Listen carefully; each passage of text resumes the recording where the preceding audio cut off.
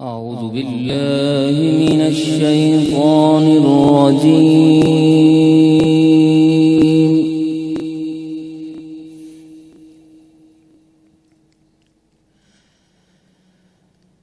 بسم الله الرحمن الرحيم.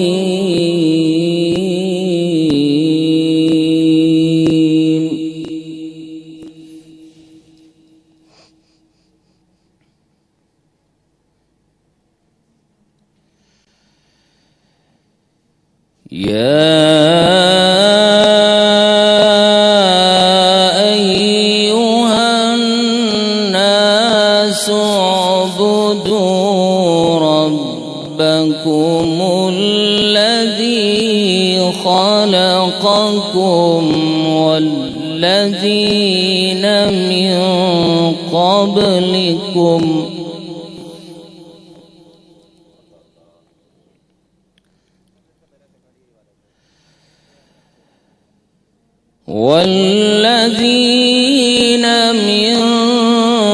قبلكم لعلكم تتقون.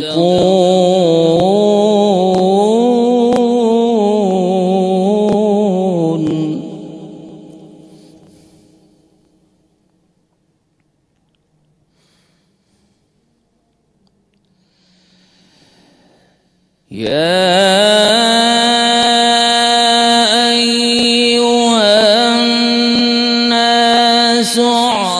اعبدوا ربكم الذي خلقكم والذين من قبلكم لعلكم تتقون.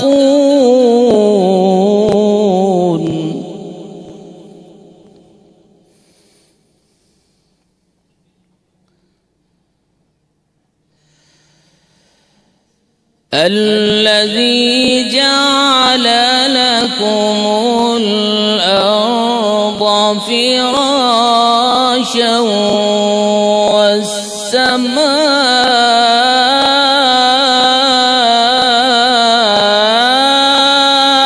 بناء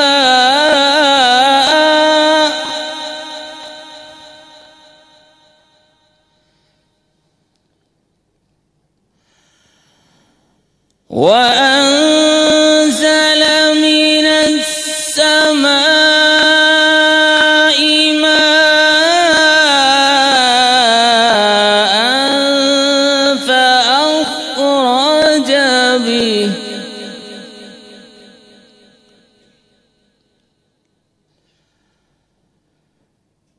فأخرج به من الثمرات رزقا لكم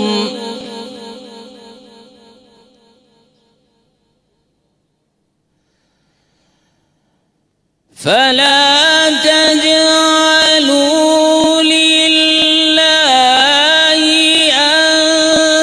أندادا وأنتم تعلمون.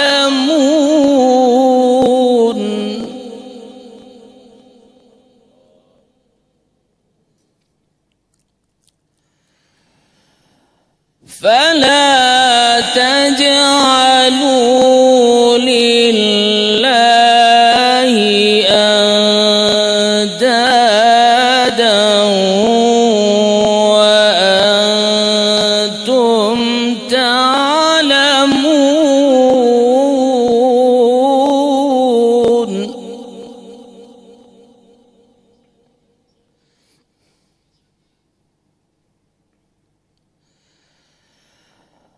وإن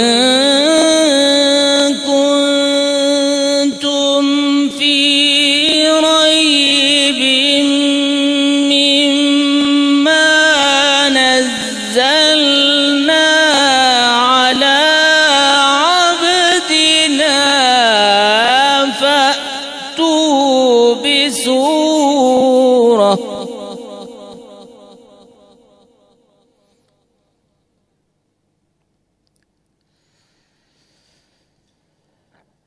فأتوا بسورة من مثله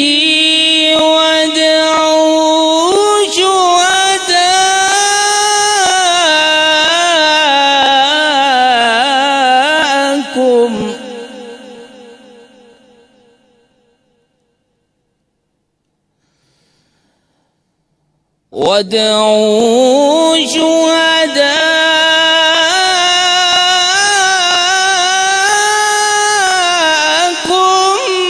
من دون الله إن كنتم صادقين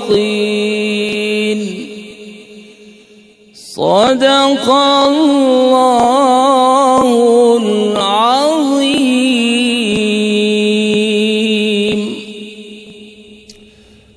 پناہ مانگتا ہوں میں اللہ کی شیطان مردود سے.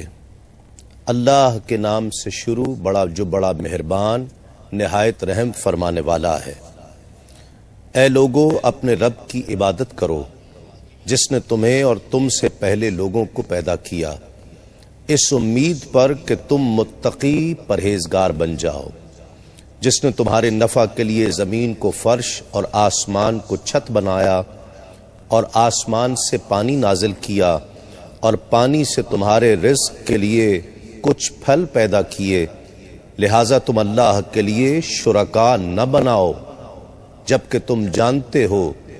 اور اگر تم کو اس کتاب کے کلام الہی ہونے میں شک ہے جس کو ہم نے اپنے محبوب بندے پر نازل کیا ہے، تو اس کی مانند کوئی اور صورت بنا کر لے آؤ، اور اللہ کے سوا اپنے مددگاروں کو بھی بلا لو اگر تم سچے ہو. اللہ العظیم نے سچ فرمایا.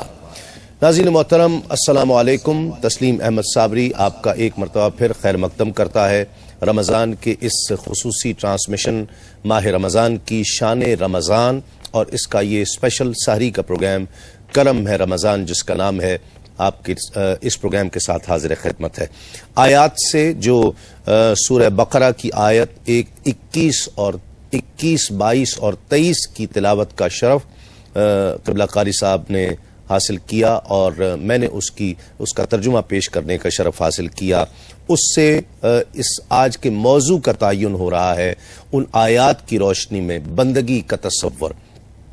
بعض لوگوں کے ذہن میں صرف یہ بات ہے کہ بندگی اللہ رب العزت کی عبادت ہے، اور جو کہا جاتا ہے زندگی آمد برائے بندگی، زندگی بے بندگی شرمندگی.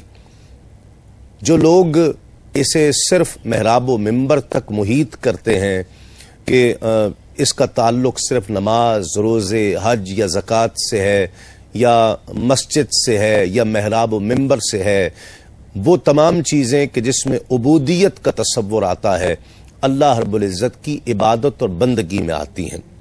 بندہ بندگی سے ہے. سوال یہ پیدا ہوتا ہے ایک طرف تو یہ کہ وہ لوگ جو یہ تصور رکھتے ہیں کہ بندگی صرف اس عبادت کا نام ہے کہ جو نماز ہے، سجود ہے، قیام ہے، روزہ ہے، حج ہے، زکوٰۃ ہے، جو ہم پر فرائض ہیں، واجبات ہیں، صرف وہی ہیں. دوسری طرف ہمارا دین ایسا ہے کہ جو آئینہ دیکھنے کے بھی آداب سکھا رہا ہے. سڑک پر چلتے ہوئے سڑک سے کوئی پتھر ہٹا دینا بھی نیکی کا کام ہے. کہا گیا رزق حلال، حصول رزق حلال عین عبادت ہے. اگر رزق حلال کا حصول عبادت ہے، آئینہ دیکھ کر اللہ کا شکر ادا کرنا اپنے بالوں کی تکریم کرنے کے لیے کہا گیا، اگر یہ بھی عبادت ہے، سڑک پر چلتے ہوئے کوئی پتھر ہٹا دینا یہ بھی عبادت ہے، کسی بھوکے کو کھانا کھلا دینا یہ بھی عبادت ہے، تو پھر بندگی کا تصور کیا ہے؟ کچھ کانٹراڈکشنز پیدا ہو جاتی ہیں ان تصورات میں. اس لیے ہم کوشش کریں گے کہ آج اس بہت ہی دلچسپ چیز کو سمجھنے کی، کیٹیگوریکلی سمجھنے کی کوشش کریں گے.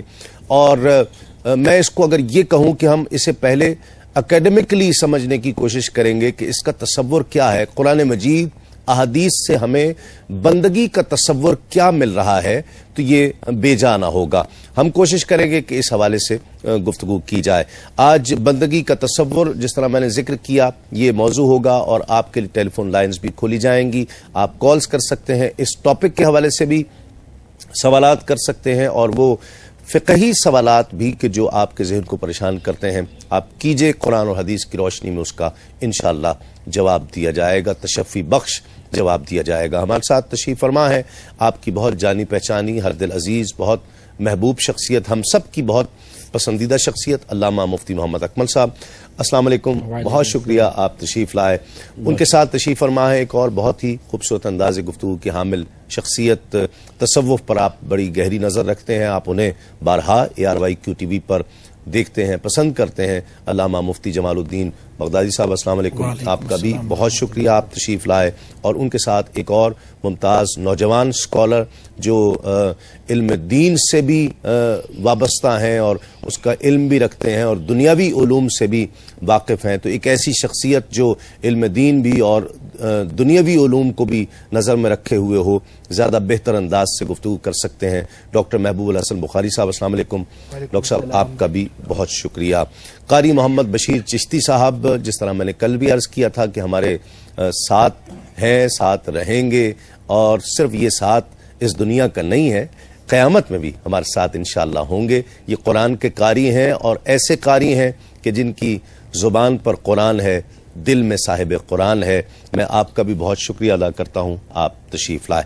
ناظرین, وقفے کے بعد ہمیں میرے, آپ کے, ہم سب کے بہت پسندیدہ شناخواں جن کا انتظار مجھے بھی رہتا ہے اور یقیناً آپ کو بھی رہتا ہے, ایک ایسی شخصیت جو بہت منفرد لب و لہجے کی حامل شخصیت ہے اور پوری دنیا میں پسند کیے جاتے ہیں, ہم بھی انہیں بہت پسند کرتے ہیں.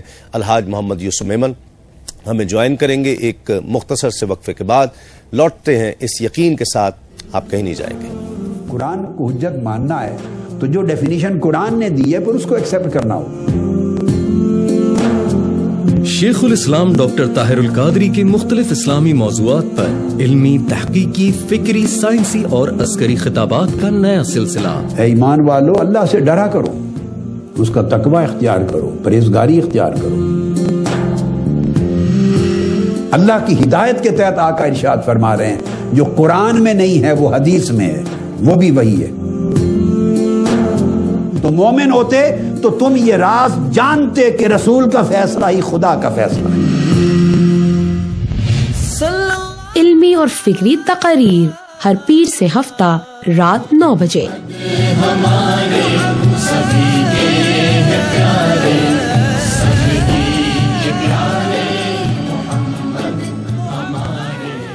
خوش آمدید, کرم ہے رمضان. تسنیم صابری کے ساتھ آپ دیکھ رہے ہیں. الحاج محمد یوسف میمن نے ہمیں جوائن کیا. السلام علیکم یوسف بھائی. وعلیکم السلام. خوش آمدید, آپ تشریف لائے. اور آغاز حمد باری تعالیٰ سے ہی کرتے ہیں کہ آج کا موضوع بھی ایسا ہے, بندگی کا تصور. تو حمدیہ کلام سے آغاز. یوسف بھائی بسم اللہ. نئی ہمی کے چند اشعار ہیں, جنید نسیم سیٹھی صاحب راول پنڈی کے شاعر ہیں, انہوں نے مجھے ادا کی ہے.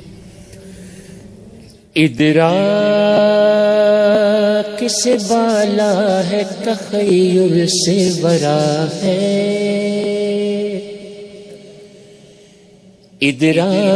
ادراک سے بالا ہے, تخیل سے برا ہے.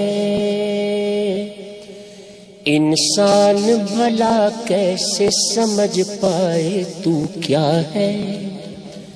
انسان بھلا کیسے سمجھ پائے تو کیا ہے.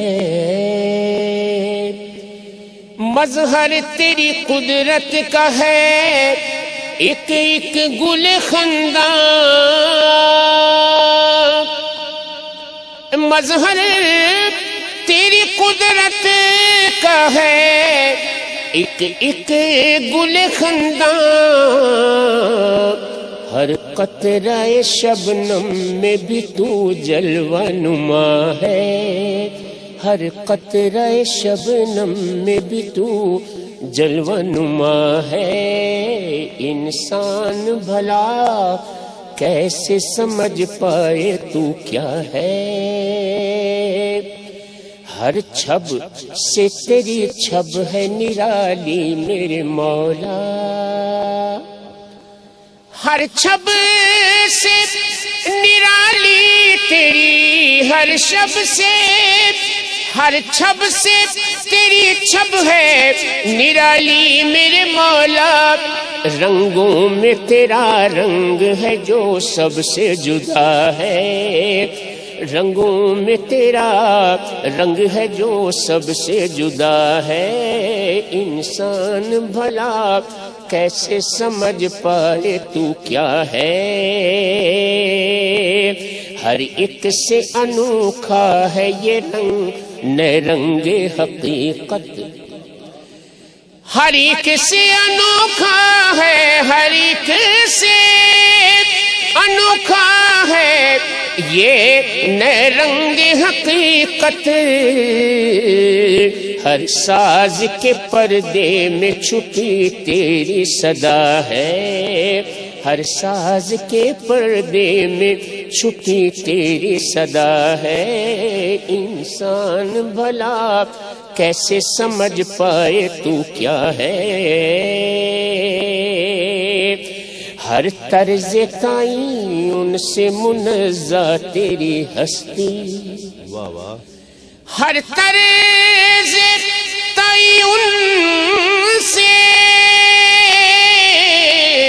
منزہ تیری ہستی، حیران ہوں پھر بھی تو میرے دل میں بسا ہے، حیران ہوں پھر بھی تو میرے دل میں بسا ہے، ادراک سے بالا ہے تخیل سے ورا ہے، انسان بھلا کیسے سمجھ پائے تو کیا ہے، تو کیا ہے۔ واہ واہ، ماشاءاللہ ماشاءاللہ، بہت خوب۔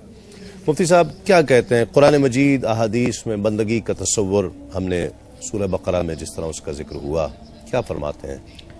اعوذ باللہ من الشیطان الرجیم، بسم اللہ الرحمن الرحیم۔ یہ سورۃ البینہ آیت نمبر 5 میں اللہ تبارک و تعالی نے اہل کتاب کو مخاطب کرتے ہوئے ارشاد فرمایا کہ وما امروا الا لیعبدوا اللہ مخلصین حنفاء ویقیموا الصلاۃ ویؤتوا الزکاۃ۔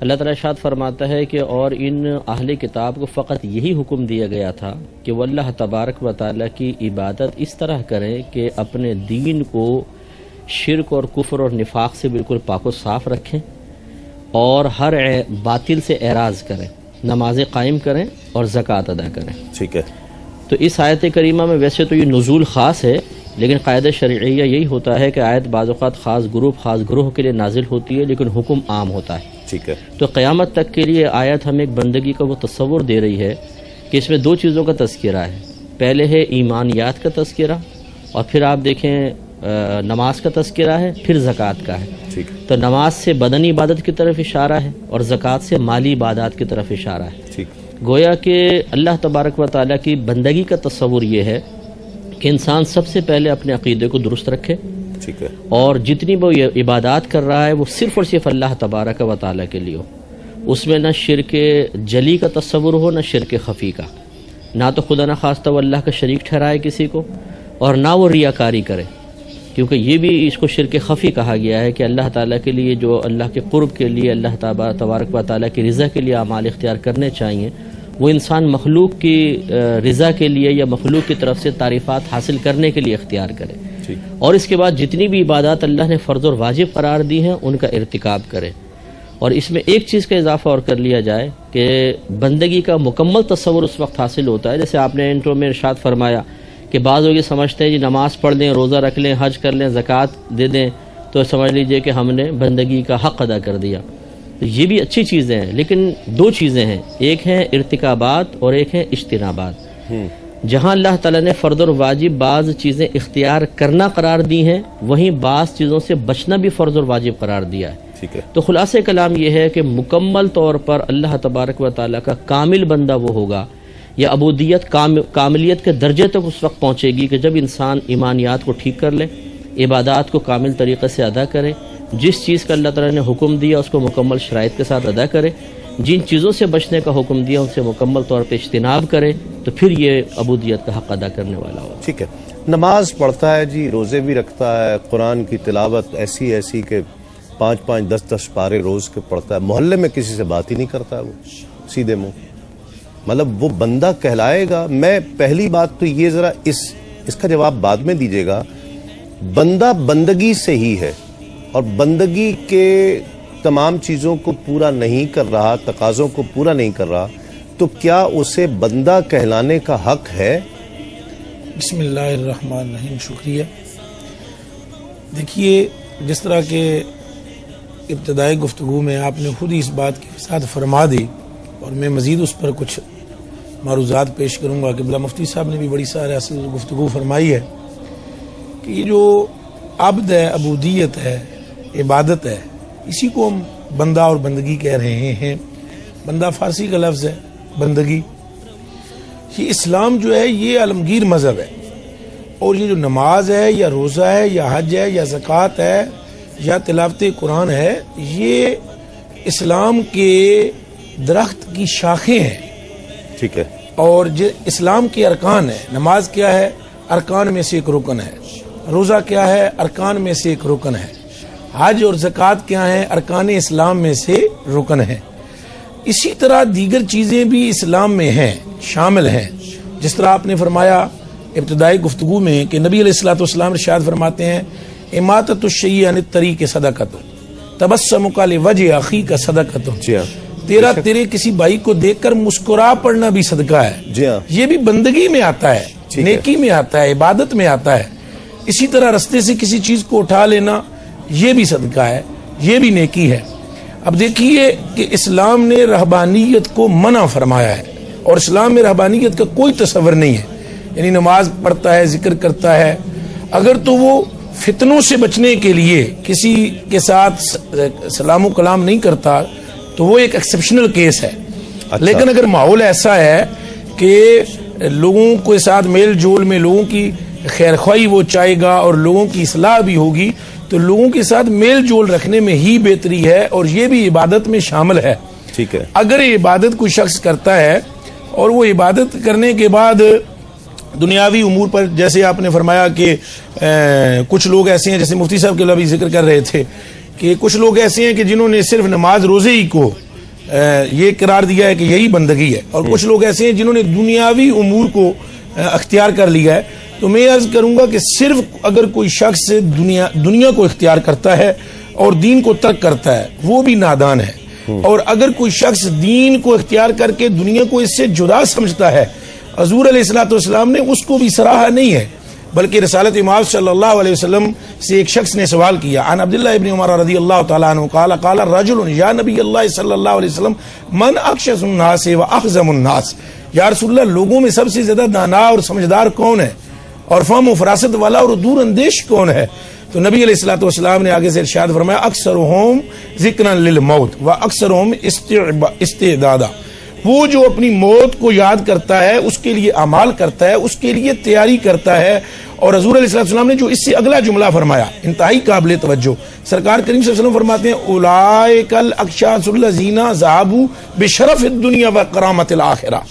یہ طبرانی شریف میں روایت موجود ہے کہ آپ صلی اللہ علیہ وسلم نے فرمایا یہ وہ لوگ ہیں جو دنیا کی بھی عزت لے کر گئے ہیں دنیا سے، اور آخرت میں بھی کامیاب ہونے والے ہیں. دنیا اور آخرت میں کامیاب وہ ہے جس نے دنیا میں بھی امور جو تھے دنیا کے وہ بجا لائے، اور اللہ کے احکامات پر، جیسے کہ مفتی صاحب نے فرمایا کچھ ایسی چیزیں ہیں جن کا اللہ رب العالمین نے کرنے کا حکم دیا ہے، اور کچھ ایسے احکامات ہیں جن سے اللہ سبحانہ جل وعلا نے روکا ہے. اگر آپ وہ امور کریں گے جن کو کرنے کا حکم دیا گیا اور ان چیزوں سے رک جائیں گے جن سے رکنے کا حکم دیا ہے، تو آپ ایک بندگی کی معراج کی طرف قدم اٹھا رہے ہیں. اہم کیا ہے جی؟ اہمیت کس چیز کو؟ بہت واضح سوال، بہت چھوٹا سا سوال. اہمیت کس چیز کو ہے؟ نماز، روزہ، حج، زکوٰۃ، یہ سوال بہت زیادہ ریز کیا جا رہا ہے. اہمیت کس کو ہے؟ لوگوں سے اچھی طرح سے ملنا یا بندگی؟ میں اس سوال کو ایک مزید ایک چھوٹے اور ایک عام فہم جو سوال ہے اس تک لے کر آتا ہوں، اور پھر اس گفتگو کا آغاز ہوگا.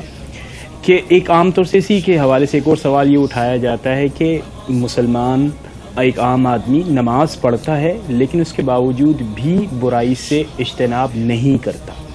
اس کا مطلب یہ ہوا کہ نماز پڑھنے سے پہلے کچھ ایسا ہے جس کی کمی ہے کہ نماز پڑھنے کے باوجود بھی انسان کا دل، انسان کا نفس اسے برائی سے دور نہیں بھگاتا.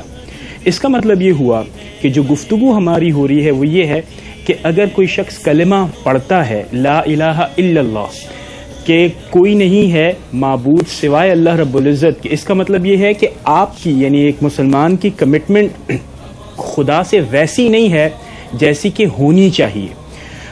آپ کی کمٹمنٹ اللہ رب العزت سے ویسی ہونی چاہیے جیسے کہ حضور اکرم صلی اللہ تعالی علیہ وسلم نے بتایا. اور وہ کیا ہے؟ اور وہ یہ ہے کہ آپ کا تعلق اللہ رب العزت سے سب سے پہلے ہے. اس کا تقاضا یہ ہے کہ اب اس طرح کی تفریق کہ اگر میں نماز پڑھوں گا، زکوٰۃ ادا کروں گا، روزہ رکھوں گا تو میں اللہ کا برگزیدہ بندہ، یا اس کے بالکل متضاد دوسرے پول کے اوپر اگر آپ آ جائیں تو آپ یہ دیکھیں کہ میں اگر لوگوں کے ساتھ حسن سلوک رکھوں، پڑوسیوں کے حقوق ادا کروں، بیوی بچوں کے حقوق ادا کروں تو میں بہت اچھا آدمی، اور یہ کافی ہو، اور یہ کافی ہوگا. کیونکہ اور بعض اوقات یہ اس کو پروموٹ بھی کیا جاتا ہے کہ وہ آدمی وہی ہوتا ہے اللہ کا جو کہ بندوں کے حقوق پورے کرتا ہے. لیکن میں اس پر مزید گفتگو کریں گے انشاءاللہ. ایک مختصر سا وقفہ ہے، وقفے کے بعد لوٹتے ہیں اس یقین کے ساتھ کہیں نہیں جائیں.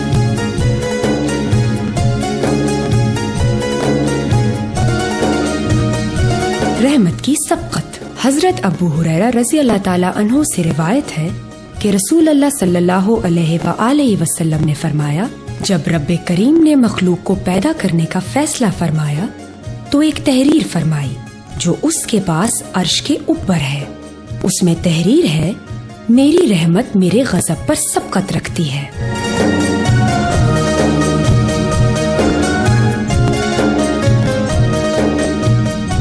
خوش آمدید. آپ پروگرام دیکھ رہے ہیں کرم ہے رمضان. تسلیم صابری کے ساتھ سحری کا یہ خصوصی پروگرام جو پیش کیا جا رہا ہے اور گفتگو ہو رہی ہے بندگی کے حوالے سے. بندگی کا تصور کیا ہے؟ ڈاکٹر صاحب آپ بات کر رہے تھے اہمیت کس چیز کی ہے؟ تو یعنی جو اس سے پہلے گفتگو ہوئی اس میں نے یہاں سے لنک کیا تھا کہ جب ہم کلمہ پڑھتے ہیں کہ لا الہ الا اللہ تو اس کا مطلب یہ ہوتا ہے کہ آپ اللہ رب العزت کی بندگی میں آتے ہیں. جب اللہ رب العزت کی بندگی میں آتے ہیں اس کا مطلب یہ ہے کہ تمام احکامات اللہ رب العزت کے ہیں. اب اگر احکامات اللہ رب العزت کے ہیں تو پھر یہ تفریق کرنا کہ نماز سے بندگی ہوگی یا زکوٰۃ سے ہوگی یا لوگوں کے ساتھ اچھا میل جول سے، اپنے اہلیہ اولاد کے ساتھ، ماں باپ کے ساتھ، پڑوسیوں کے ساتھ، نہیں، بلکہ ہر اس شے سے جس کا حکم اللہ رب العزت نے دیا، ہر اس شے سے جس کا عمل اسوہ حسنہ میں شامل ہے، جیسے کہ حضور اکرم صلی اللہ تعالیٰ علیہ وسلم نے فرمایا. تو اس کا مطلب یہ ہوا کہ بندگی پوری زندگی کو انکمپاس کرتی ہے، اس کو شامل کرتی ہے. لہٰذا اپنے زندگی کے ہر شعبے میں اللہ رب العزت سے آپ اپنے آپ کو لنک کریں گے کہ اگر آپ نے کوئی چیز پینی ہے، کھانی ہے، کہیں آنا ہے، کہیں جانا ہے، کسی سے میل جول ہے، عبادت ہے، ہر چیز سے کہ اللہ رب العزت کیا چاہتے ہیں اس معاملے میں. تو یہاں سے صحیح تصور بندگی انسان حاصل کر سکتا ہے. ایک کالر بھی ہمارے ساتھ ہیں آج کے پروگرام کے پہلے کالر. السلام علیکم. السلام علیکم. لائن میرا خیال ڈراپ ہو گئی ہے. میں اس سوال کو مفتی صاحب یوں کر لوں کہ کسی کو حق حاصل ہو جائے گا اپنی نمازوں روزوں پر زوم کرنے کا، فخر کرنے کا، اور وہ اس فخر کرتے ہوئے دوسرے لوگوں کو حقیر تصور کرے جو نماز نہیں پڑھ رہا ہے یا جو روزہ نہیں رکھ رہا یا جو شعار ہیں اسلام کے وہ اپنائے ہوئے نہیں ہے، تو وہ اسے حقیر تصور کرنا شروع کر دے، یہاں تک کہ مسلمان ہی تصور نہ کرے. دیکھیں، ایک تو جیسے تفریق کی بات کی ہے نا کہ کوئی دنیا کی طرف چلا جائے، دنیا کے سارے امور یا حقوق العباد پورے کر رہا اور وہ کہے یہی کافی ہے، دوسرا کہے کہ عبادات ہی کافی ہیں. اگر کوئی ان دونوں کو پورا کرتے ہوئے بھی یہ چیز اختیار کرے جو آپ ارشاد فرما رہے ہیں تو پھر نفسی وہ تو بری ہے، کیونکہ یہ تکبر ہے، اور تکبر اللہ تبارک و تعالیٰ کو شدید ناپسند ہے. اور حقیقتاً فخر تو وہ کرے جس کو کنفرم یہ پتہ چل چکا ہو کہ میری یہ عبادت اللہ تعالیٰ کی بارگاہ میں درجہ قبولیت حاصل کر چکی ہے، ہمیں تو پتہ ہی نہیں ہے. اور اس قسم کا شخص جو معمولی سی عبادت کے اوپر فخر کر کے اللہ تبارک و تعالیٰ کے بندوں کو نگاہ حقارت سے دیکھ رہا ہے، اسے تو زیادہ خوف رکھنا چاہیے کہ ہو سکتا ہے کہ تمہاری عبادت منہ پہ مار دی جائے، رد کر دی جائے۔ شیطان نے بھی تو ایسے ہی کیا نا، 80,000 برس اس نے عبادت کی تھی، لیکن اللہ تبارک و تعالیٰ کے ایک حکم کے مقابلے میں اپنی ذہانت کو استعمال کیا اور ایک صاحب علم شخصیت یعنی آدم علیہ السلام کی علمیت کا گویا کہ انکار کر کے، ان کی عظمت کا انکار کر کے اللہ تعالیٰ کے حکم کی نافرمانی کی، تو ابا واستکبر وکان من الکافرین، اس نے انکار کیا، تکبر کیا اور کفر کرنے والوں میں سے ہو گیا۔ تو ایسا شخص کہ جو عبادات اختیار کر کے دوسروں کو نگاہ حقارت سے دیکھ رہا ہے، وہ فخر کے بجائے اپنے ایمان کی فکر کرے تو زیادہ بہتر ہے۔ ٹھیک، کیا کہتے ہیں؟ جی، میں قبلہ مفتی صاحب کی بات انتہائی خوبصورت ہے، اور دیکھیں یہ رسالت مآب صلی اللہ علیہ وسلم کی حدیث شریف ہے، سیدتنا عائشہ صدیقہ رضی اللہ تعالی عنہا آپ راوی ہیں۔ آپ نے رسول پاک صلی اللہ علیہ وسلم سے اس آیا مبارکہ کے بارے میں استفسار کیا کہ والذین یؤتون ما آتوا وقلوبهم وجلہ۔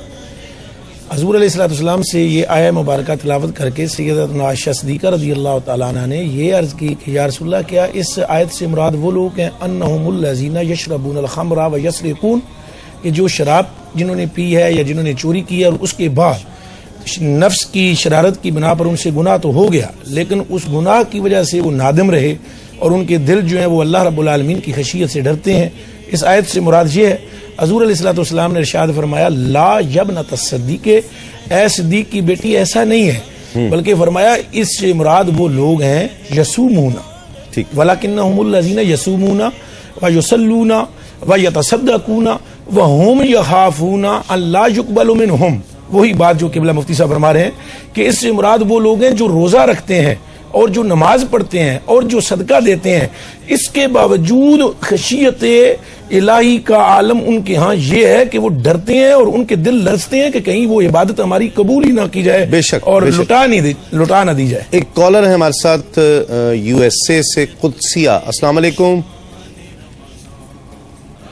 السلام علیکم۔ السلام علیکم۔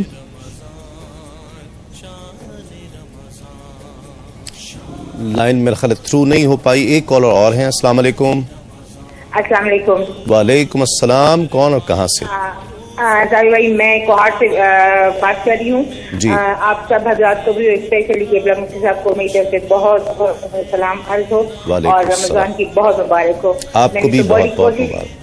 بڑی مہربانی۔ میں نے تو بڑی کوشش کی، میں کل پہلے دن آپ کو مبارکباد پیش کر دوں، لیکن انشاءاللہ مل سکی۔ مفتی صاحب سے اسپیشلی دعاؤں کی درخواست ہے، اسپیشلی بہت زیادہ اپنے لیے، اپنے بچوں کے لیے، اپنے اہل محلہ کے لیے۔ اچھا، میں نے عمرے سے متعلق 2-3 سوال پوچھنے ہیں۔ میں بچوں کے ساتھ عمرے پہ جا رہی ہوں، تو میرے ساتھ یہ ینگ بچے ہیں، یہ 15-16 سال کے۔ ٹھیک ہے، اس سے وہ بچے مطلب کہہ رہے ہیں کہ فرائض و واجبات کے بارے میں قبلہ مفتی صاحب سے عرض ہے کہ مطلب بتا دیں، مختصراً ایک بتا دینا کہ کیا فرض ہے، کیا واجبات ہے عمرے کے لیے حساب سے۔ دوسرا سوال میرا یہ ہے کہ بال کٹوانے کا حکم کیسے ہے؟ کچھ بندے کہتے ہیں کہ چٹیاں بنی رہے اور نیچے سے 1 انچ آپ کٹوا دیں، کوئی فرق نہیں پڑتا۔ کچھ بندے کہتے ہیں کہ نہیں، بال پورے کھولنے پڑتے ہیں، تو تذبذب میں ہے، کچھ سمجھ نہیں آ رہی۔ ٹھیک ہے، بالکل آپ کو بتاتے ہیں۔ بہت شکریہ کال کا۔ جی مفتی صاحب، اس سوال کا ہی جواب میرے خیال پہلے دیں۔ ایک تو انہوں نے فرمایا کہ 15-16 سال کے بچے کے ساتھ عمرے پہ جا رہی ہیں، تو یہ بالکل ٹھیک ہے۔ قریب البلوغ بچہ بھی ہوتا تو اس کے ساتھ جا سکتے تھے، اور شرعی لحاظ سے 15 سال کا جب بچہ ہو جائے تو بالغ ہوتا ہے، تو یہ جا سکتی ہیں۔ دوسرا، عمرے میں فرض یا واجب کا انہوں نے پوچھا، تو اس میں دیکھیں طواف جو ہے، احرام تو شرط ہے عمرے کے لیے بھی اور حج کے لیے بھی، یہ تو لازم ہے۔ ٹھیک ہے۔ دوسرا، طواف جو ہے یہ عمرے کے لیے جزو لازم ہے، اور اس کے لیے پھر باوضو ہونا، اور پھر سعی واجب ہے۔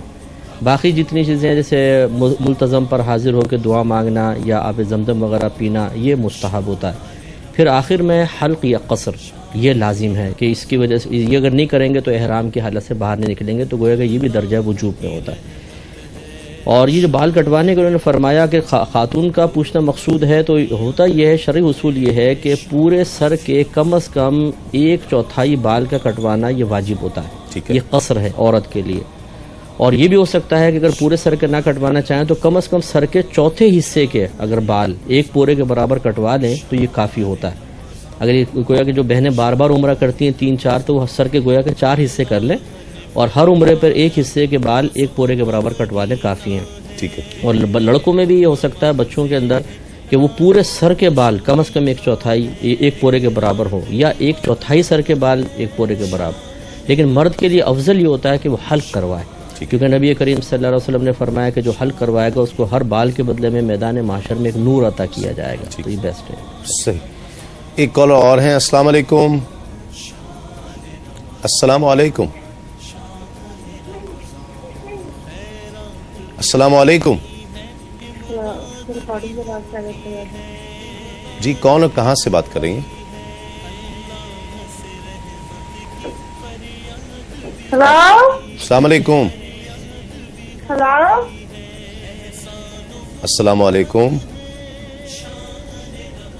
لائن ڈراپ ہو گئی. کوئی بائیکاٹ کا بھی تصور ہے، بائیکاٹ کر دیا جائے؟ کچھ ایسی روایات ملتی ہیں. ایک اینگل تو یہ بھی ہے، دوسرا اینگل یہ بھی ہے کہ کوئی اگر نماز روزہ اب فرائض اور واجبات ادا نہیں کر رہا تو اس کا کوئی بائیکاٹ کا تصور کوئی موجود ہے معاشرے میں؟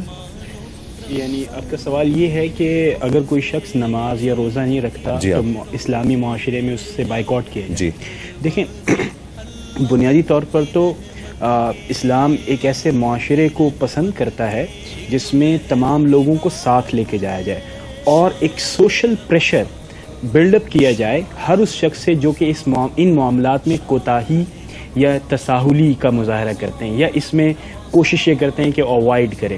تو جو سوشل پریشر ہوتا ہے ایز اے اسٹریٹجی اس کو استعمال کرنے میں کوئی حرج نہیں ہے، لیکن مطلب ایز پرنسپل آپ اس کو کالیں کہ بھئی ایسا ہے تو ایسا نہیں ہے. کیوں؟ اس لیے کہ لیٹ سے کہ اگر ہم یہ کرنا شروع کر دیں کہ ایسا شخص جو کہ یعنی کہ نماز نہیں پڑھ رہا، لیٹ سے ہم یہ کہتے ہیں کہ وہ نماز نہیں پڑھ رہا اور ہم اس کا بائیکاٹ کر دیں، نتیجہ یہ نکلے گا کہ اس کے ساتھ ابلاغ یا اس کو کمیونیکیٹ کرنا، اس کے ساتھ ساتھ بتانا کہ نماز نہ پڑھنے کے کیا نقصانات ہیں، اللہ رب العزت کے پیارے نبی نے کیا کیا بتایا کہ نماز نہ پڑھنے والے کے کیا کیا نقصانات ہیں، اللہ رب العزت ناراض ہوتے ہیں. تو اس لیے ان کو معاشرے کے یعنی جسے کہتے ہیں دامن میں رکھنا ضروری ہے اور ان کی مسلسل تربیت ضروری ہے. اور یہ بھی یہاں پہ یاد رکھنے کی ضرورت ہے کہ آج ہمارے اس معاشرے کے اندر ہم تربیت سے اپنے آپ کو پیچھے ہٹاتے چل رہے ہیں، ڈسٹنس کرنا شروع کر دیا ہے. ہم کوشش یہ کرتے ہیں کہ بچوں کو آزادی فراہم کی جائے، وہ اپنی ڈیسیجنز خود لیں، وہ اپنی چوائسز کو اظہار کریں.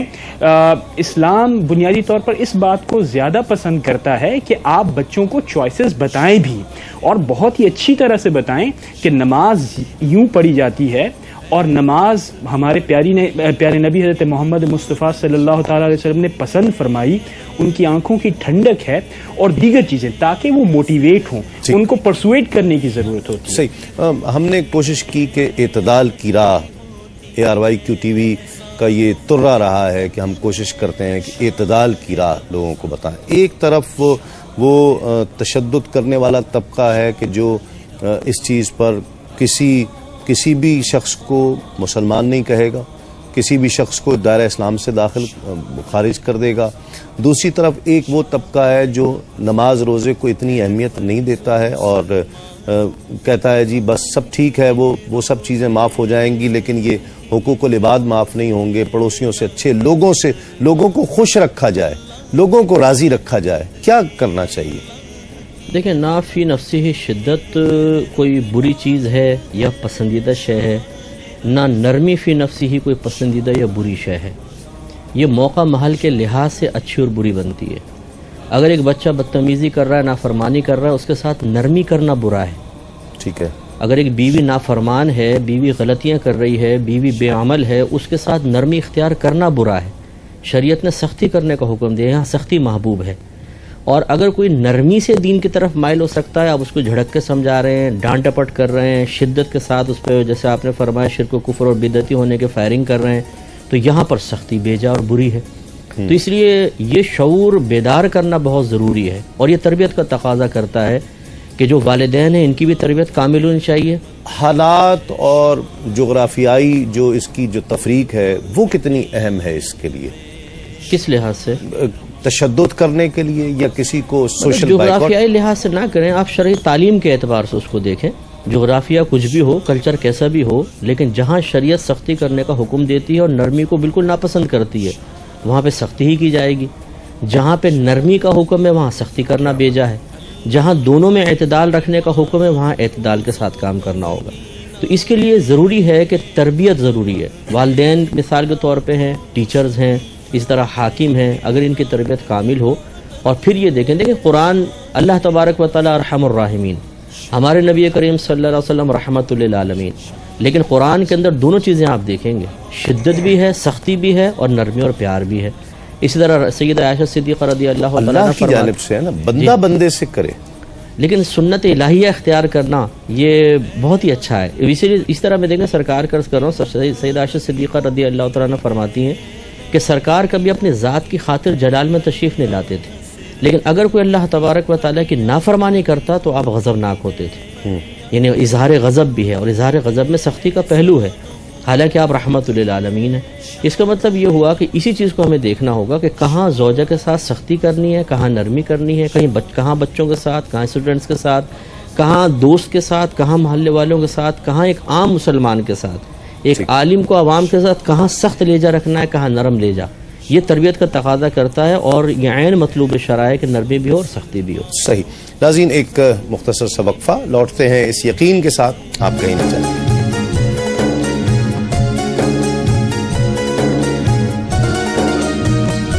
رحمت خداوندی کا سوال.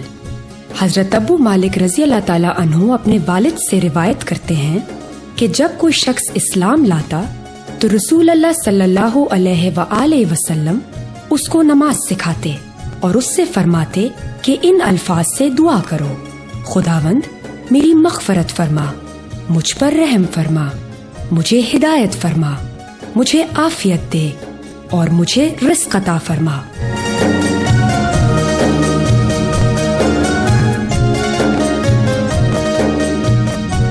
محترم ہے رمضان میں ایک مرتبہ پھر خیر مقدم ہے آپ کا. ایک کالر ہے ہمارے ساتھ. السلام علیکم. بھائی کیسے ہیں آپ؟ وعلیکم السلام. الحمدللہ. کون اور کہاں سے بات کر رہی ہیں؟ میں میکہ سے بات کر رہی ہوں. کچھ کیا جی، کیسی ہیں آپ بہن؟ ٹھیک ہے. رمضان بہت بہت مبارک ہو. آپ کو بھی مبارک. اور اتنا اچھا شو کرنے کی آپ کو بہت بہت مبارکباد. بہت شکریہ، بہت نوازش. جی تسلیم بھائی، مجھے یہ سوال پوچھنا تھا کہ امریکہ میں کیش کے بغیر آپ گھر لے سکتے ہیں؟ جس کے پاس اگر کیش نہیں ہو، 4-5 لاکھ ڈالر، اور وہ گھر لینا چاہتے ہو تو سود کے ساتھ ہی آپ کو لینا پڑے گا. تو اس میں کیا گنجائش نکلتی ہے اسلام میں؟ ٹھیک ہے، بالکل آپ کو بتا. یہ ہے کہ آپ رینٹ پہ رہتے رہیں، یا زیادہ بہتر ہے کہ آپ بچوں کے لیے کچھ نہ کچھ تو کرنا پڑتا ہے، تو گھر لینا ضروری ہے؟ تو آپشن ہی اور کوئی نہیں ہے، مارگیج پر ہی لینا پڑے گا. جی، مارگیج پہ ہی لینا پڑتا ہے. تو اس کے لیے اسلام کے لیے اگر کوئی اسلام میں کوئی گنجائش ہے تو آپ بتائیے گا. میں میرے سوال کا جواب بالکل آپ کو بتاتے ہیں. بہت شکریہ کال کرنے کا. جی مفتی صاحب. دیکھیں مسئلہ یہ ہے کہ سود کی ممانعت انتہائی شدت کے ساتھ آئی ہے. یہاں تک الفاظ بھی ہیں کہ سود کا 1 درہم لینا ایسا ہے جیسے اپنی والدہ کے ساتھ 36 بار زنا کرنا. اس لیے چونکہ اس میں شدت اور سختی ہے، اور یہ ذہن میں رکھیں، یہ بعض لوگ سمجھتے ہیں شاید کافر سے سود لین دین جائز ہے، حالانکہ جس طرح مسلمان سے سود لینا دینا حرام ہے، ایسے ہی کافر سے سود لینا دینا بھی حرام ہے. اور اپنا ذاتی گھر اس حاجت شدیدہ کے اندر یا ضرورت کے تحت نہیں آتا جس بنا پر شریعت سود کو مباح قرار دے دیتی ہے وقتی طور پر. لہذا ہماری ذاتی رائے تو یہی ہے، اور جو محققین فقہاء ہیں وہ یہ فرماتے ہیں کہ کرائے پہ آپ رہ لیں لیکن اپنے ذاتی گھر کے لیے آپ سودی معاملہ نہیں کر سکتے ہیں. لیکن یہ میری ہمیشہ عادت ہے کہ اگر دیگر فقہاء اپنی کوئی اور رائے پیش کرتے ہیں تو ہم ان کی رائے کا بھی احترام کرتے ہیں. تو اگر یہ بہن وہاں پر کوئی ایسا دیکھتی ہیں کہ اچھے مسند مفتیان کرام ہیں اور وہاں جواز کا فتویٰ دیتے ہیں، تو ان کے لیے ان کا فتویٰ شرعی حجت ہے. یہ ان کے قول پہ عمل کر کے گھر لے سکتی ہیں، لیکن ہم تو بہرحال اس کو حرام اور ناجائز ہی کہتے ہیں. ٹھیک ہے، کلام شامل کرتے ہیں. یوسف بھائی بسم اللہ. ماشاءاللہ ماشاءاللہ. آپ کا جمال واہ واہ، آپ کا جمال واہ واہ، نور ذوالجلال واہ واہ، نور ذوالجلال واہ واہ. اذن رب سے جانتے ہیں آپ، اذن رب سے جانتے ہیں آپ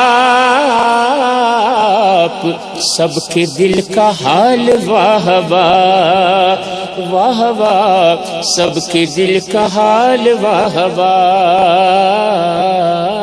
آپ کا جمال، واہ واہ، بن گئے حضور کے غلام، بن گئے حضور کے غلام، پا لیا کمال، واہ واہ واہ واہ، پا لیا کمال، واہ واہ، مرحبا محبت اویس، مرحبا مرحبا محبت اویس، الفت بلال، واہ واہ واہ واہ، الفت بلال، واہ واہ، آپ کا جمال، واہ واہ۔ پانچواں شعر جی بسم اللہ۔ حق پہ واردی ہر ایک شے، حق پہ وار، حق پہ واردی،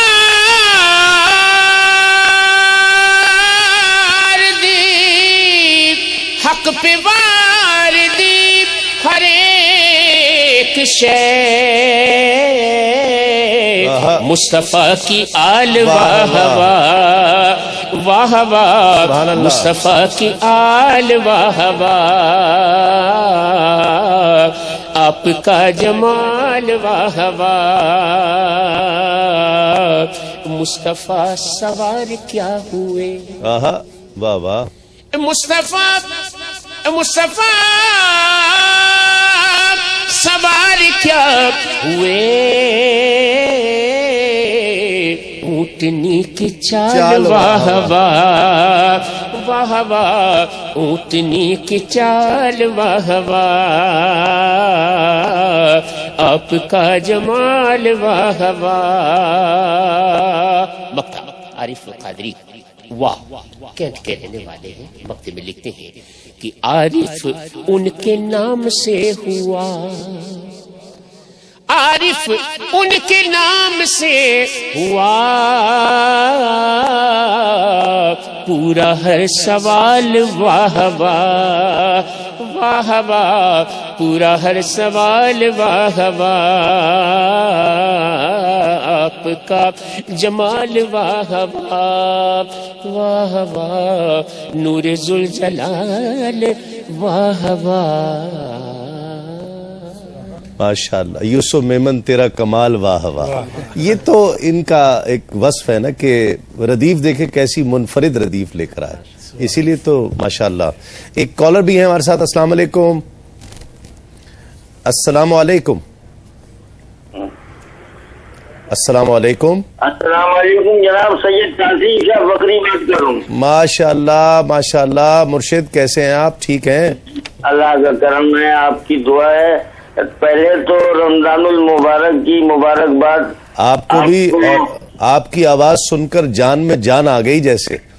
اللہ آپ کو آباد و شاد رکھے، آمین۔ ہمارے مفتی حضرات کو بھی مبارکباد، اور بالخصوص یوسف میمن صاحب کو بہت بہت مبارکباد۔ واہ واہ حضرت، واہ واہ وہی پر مبارکباد ڈبل۔ واہ جی۔ بات یہ ہے کہ ہمارے علماء اکرام یہاں بیٹھے ہیں، مجھے ایک بات کرنی ہے اور اس کے بعد پھر آپ سے ایک بات اور کرنی ہے۔ پہلے تو یہ کہ آج سے 30 سال پہلے میرے والد صاحب نے یہ فرمایا کہ علماء اکرام کی زیارت کرنا بھی عبادت ہے۔ ٹھیک ہے، تو کیا یہ بزرگان دین کا قول ہے یا کسی حدیث سے ساتھ؟ ٹھیک ہے ٹھیک ہے۔ اور بات یہ ہے کہ دہلی میں میرے بھائی ہیں۔ آپ کی آواز جس طرح کٹ رہی ہے، مجھے تو لگ رہا ہے آپ دلی میں ہیں اس وقت۔ احمد شاہ صاحب، ٹھیک ہے، تو ان کی طبیعت بہت زیادہ ناساز ہے، وہ اب بہت کم چلنا پھرنا بھی مشکل ہو گیا ان کے لیے، تو آپ حضرت سے یہ گزارش ہے کہ ان کے لیے خاص طور پر نام لے کے دعا کیجیے گا. اللہ تعالیٰ صحت عطا فرمائے. بہت شکریہ شاہ صاحب، بہت شکریہ. اور آپ پروگرام دیکھ رہے ہیں، بہت خوشی ہوئی. ایک کالر ہمارے ساتھ اور ہیں. السلام علیکم. السلام علیکم. تسلیم بھائی. وعلیکم السلام. کون اور کہاں سے؟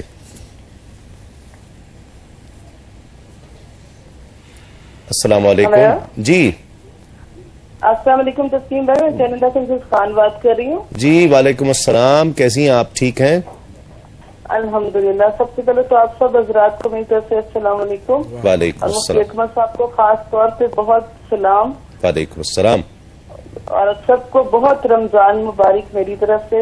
جی آپ کو بھی بہت بہت مبارک. ماشاءاللہ کل ہی پروگرام میں کال کرنا چاہ رہی تھی لیکن لائن نہیں ملی. ماشاءاللہ آپ کا اتنا اچھا تمہیدی پروگرام تھا، اور واقعی ARYQ TV کے اس پروگرام کو کوئی بھی چیلنج نہیں کر سکتا جس طرح آپ یہ پروگرام کرتے ہیں. اتنے چینلوں پہ دیکھنے جو اس میں ایک آپ کو ملتا ہے پورا ایک دینی مواد، وہ کسی چینل میں نہیں ملتا. اس میں سب سے بڑا ہاتھ آپ کا سحری ٹائم میں اور مفتی اکمل صاحب کا میں آپ لوگوں کو بہت کریڈٹ دیتی ہوں کہ آپ لوگوں نے ہمیں بہت سیدھے راستے لگایا. جو ہم نہیں سمجھ سکتے تھے باتوں کو، ان کو ہمارے سمجھنے میں آپ نے آسانی کر دی. بہت شکریہ اور جزاک اللہ آپ لوگوں کا. بہت شکریہ، بڑی محبت ہے آپ کی. یہ ہے آپ سے جی مفتی صاحب سے کہ اللہ تعالیٰ کو جیسے دین اور دنیا دونوں چیزیں لے کے چلنا پڑتا ہے ہمیں. میں معذرت چاہتا ہوں، انشاءاللہ آپ کی کال جو ہے وہ شامل کر لیں گے. میں آپ کا سوال نوٹ کر لوں گا. ابھی اس وقت لاہور اور اس کے مضافات اور اسلام آباد اور اس کے مضافات میں کچھ دیر بعد نماز فجر کا وقت، اذان فجر کا وقت ہوا چاہتا ہے، تو آپ کا روزہ شروع ہو رہا ہے. لاہور کے زندہ دلوں اور اسلام آباد کے بہت پیار کرنے والے لوگوں کو دوسرا روزہ بہت مبارک ہو. ایک وقفہ ہے، یہ سحری کا وقفہ ہے. وقفہ کرتے ہیں، لوٹتے ہیں اس یقین کے ساتھ آپ کہیں نہیں جائیں گے.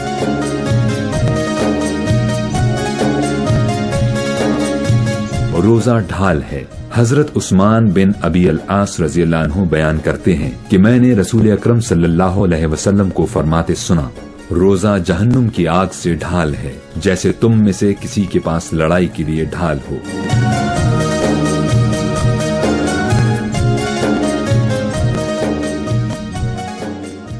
ناظرین خوش آمدید. سحری کے وقفے کے بعد ایک مرتبہ پھر آپ کا خیر مقدم ہے. اس ٹرانسمیشن سحری کی خصوصی ٹرانسمیشن کرم ہے رمضان میں، اور کلام شامل کرتے ہیں. یوسف بھائی سے میں نے فرمائش کی ہے، گزارش کی ہے. یہ رفت ذکر مصطفیٰ ہے. خالد محمود، استاد خالد محمود خالد صاحب کا کلام. استاد خالد محمود، بسم اللہ، اس کے چند اشعار. یہ رفت ذکر مصطفیٰ ہے،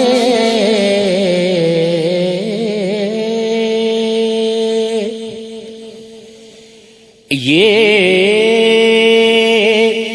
رفت ذکر مصطفیٰ ہے، نہیں کسی کا مقام ایسا جو بعد ذکر خدا ہے افضل ہے. ذکر خیر الانام ایسا، یہ رفت ذکر مصطفیٰ ہے، نہیں کسی کا مقام ایسا. در نبی پر یہ عمر بیتے ہو، مجھ پہ لطف دوام ایسا. در نبی پر یہ عمر بیتے ہو، مجھ پہ لطف دوام ایسا. مدینے والے کہیں مقامی ہو، ان کے در پر قیام ایسا. مدینے والے کہیں مقامی ہو، ان کے در پر قیام ایسا. لبوں پہ نام نبی جب آیا، گریز پاک حادثوں کو پایا. لبوں پہ نام نبی جمایا گریز پاپ حادثوں کو پایا جو ٹال دیتا ہے مشکلوں کو میرے نبی کا ہے نام ایسا جو ٹال دیتا ہے مشکلوں کو میرے نبی کا ہے نام ایسا مجھے کو دیکھو وہ بے طلب ہی نوازتے جا رہے ہیں پہم مجھے کو دیکھو وہ بے طلب ہی نوازتے جا رہے ہیں پہم نہ میرا کوئی عمل ہے ایسا نہ میرا کوئی عمل ہے ایسا نہ میرا کوئی ہے کام ایسا نہ میرا کوئی عمل ہے ایسا نہ میرا کوئی ہے کام ایسا. پانچواں شعر اختر مانی نے عطا کیا. حسین قرآن کے ہیں وہ قاری جو نو کے نیزہ پہ بھی یہ بولے. حسین قرآن کے ہیں وہ قاری جو نو کے نیزہ پہ بھی یہ بولے کہ سوا خدا کے نہ سر جھکانا دیا جہاں کو پیام ایسا. سوا خدا کے نہ سر جھکانا دیا جہاں کو پیام ایسا ہے. جتنے عقل و خرد کے دعوے سب ان کی گرد سفر میں گم ہے. جتنے عقل و خرد کے دعوے سب ان کی گرد سفر میں گم ہے. کوئی بھی اب تک سمجھ نہ پایا ہے مصطفیٰ کا مقام ایسا کہ نماز اقصیٰ میں جب پڑھائی تو انبیاء و رسول یہ بولے. نماز اقصیٰ میں جب پڑھائی تو انبیاء و رسول یہ بولے کہ نماز ہو تو نماز ایسی امام ہو تو امام ایسا. نماز ہو تو نماز ایسی امام ہو تو امام ایسا. میں خالد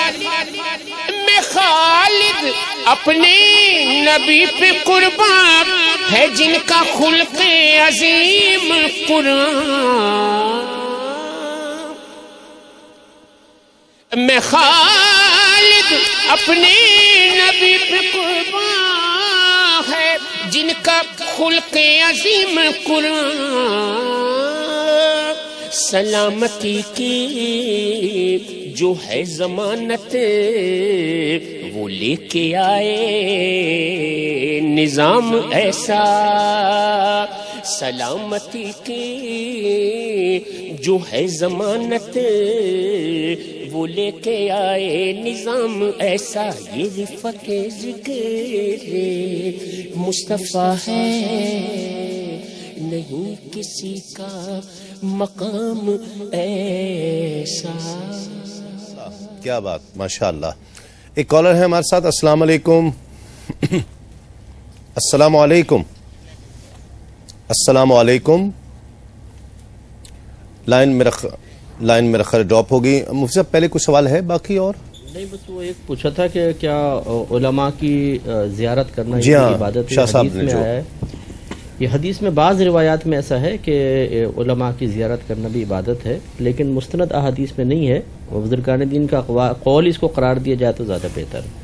ٹھیک، اور ہم دعا بھی کریں گے، آپ سے بھی دعا کی اپیل ہے۔ ایک سید زادہ ہے سید تحسین شاہ صاحب کے جو بھائی ہیں وہ علیل ہیں، اللہ تعالیٰ ان کی کو صحت عطا فرمائے اور صحت کے ساتھ ان کا سایہ ہمارے سروں پر قائم و دائم فرمائے۔ ہم بھی دعا کرتے ہیں اور آپ لوگوں سے بھی گزارش ہے کہ دعا فرمائیں کہ وہ ایک سید زادہ اللہ رب العزت انہیں سلامت رکھے۔ حصول رزق حلال عبادت ہے بلا شک و شبہ، رسالت امام صلی اللہ علیہ وسلم کا فرمان بھی ہے، اقوال اولیاء کاملین بھی ہے، اور جس قدر کوشش کی جائے روزی کو حلال کرنے کی، بلکہ میں تو کہتا ہوں عبادات کی، جس طرح سرکار دو عالم صلی اللہ علیہ وسلم کی بعض احادیث شریف سے واضح ہے کہ عبادات کی قبولیت کا ذریعہ بھی رزق حلال ہی ہے۔ اگر لقمہ حرام کا پیٹ میں ہوگا تو نماز بھی قبول نہیں ہوگی، روزہ بھی قبول نہیں ہوگا، حج بھی قبول میں نہیں نے مفتی صاحب سنا ہے کہ کئی ایسے گناہ ہیں، کوئی ایک روایت ایسی ہے